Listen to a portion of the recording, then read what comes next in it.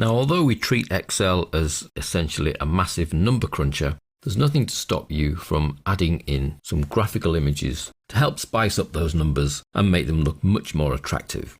If we take our working file images, you'll find we already have two sheets.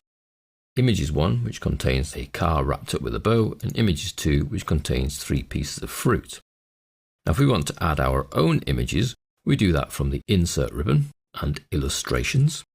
And then in the pop-out, we have a choice either of Pictures, which is pictures we have on our own machine, and that will cause a dialog box to open for you to browse for the picture, or we can choose Online Pictures, which will give us a choice of the Office.com clip art, so the whole of Microsoft Office clip art is available to you, or a Bing image search, and that will search the web. Now, a little bit more care has to be taken when searching the web for pictures, that those pictures that are offered are royalty free, whereas we know the Office.com clip art ones are. And it's not just clip art, there are photographs in there as well. And because I'm signed into my SkyDrive, I have the option to browse my SkyDrive.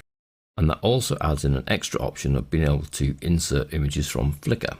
But obviously a Flickr account is required for that to be enabled. So let's restrict our search to Office.com, where we simply type in a word or two of the type of image we're looking for.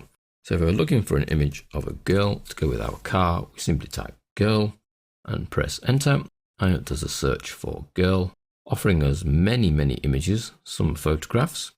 Now, if you find an image that you think you might like, you can click the little plus, and it will zoom in ever so slightly. And if you actually find an image you want, you simply click, and you'll see it then says one item selected. The reason it says one item selected is because you can actually carry on looking to find a second or even a third image. I quite like that one there. One click. We need to retain this one. So that's Control click. And now it says 2 items selected. Let's go for a third. So that's Control click on a third one, and we have 3 items selected. And then when I click Insert, all 3 of those are downloaded and inserted into my worksheet. What I then need to do is manipulate them to some degree, and certainly the first thing is to resize them. Now notice they've all been inserted and they're actually all attached to each other. I need to click away and then click on each one at a time. So I can resize a lot smaller just by grabbing the corner handles and dragging in.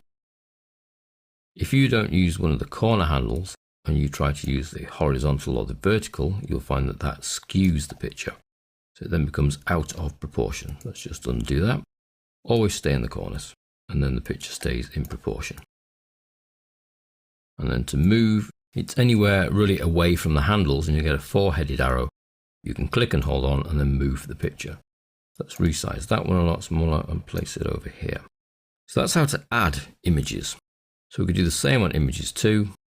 It's Insert, Illustration, Online Pictures, and then your search between Office.com or a Bing web search. Let's stay with Office.com because we know that these are royalty free, and choose boy and return to search. And we'll have this little guy here sat on his turtle.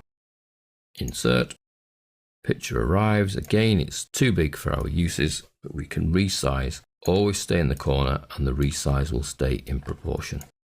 Doesn't matter which corner you use, top left, top right, bottom right, it will stay in that proportion that you're asking for. So that's adding images to an Excel worksheet. Not quite the norm as you'd expect for a number crunching piece of software, but still quite useful for you to be able to enhance your numbers.